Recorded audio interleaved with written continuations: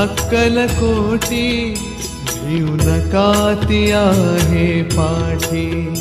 माझी आई अक्कलकोटी भिऊ नका ती आहे पाठी। जीव भी भक्तांसाठी, जीव भी भक्तांसाठी तिचे नाम घेऊया ओठी। माझी आई अक्कलकोटी भिऊ नका ती आहे पाठी।